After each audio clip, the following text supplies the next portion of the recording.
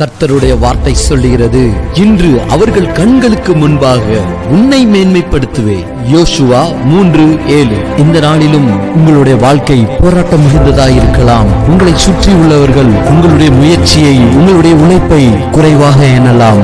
ஒருவேளை நாம் குறைவுள்ளவர்களாக கூட இருக்கலாம். ஆனாலும் குறைவுகளை நிறைவாக்குகிற தேவன், சத்துவம் இல்லாதவர்களுக்கு சத்துவம் அளிக்கிற தேவன், தகுதி இல்லாதவர்களை கிருபையால் தகுதிப்படுத்துகிற தேவன் இந்த நாளில் உங்களோடு கூட இருந்து அவர்கள் கண்களுக்கு முன்பாக உங்களை மேன்மைப்படுத்தி உயர்த்துவார். மறந்து வாழ்ந்தவன் தான், அது உமக்கே தெரியும்.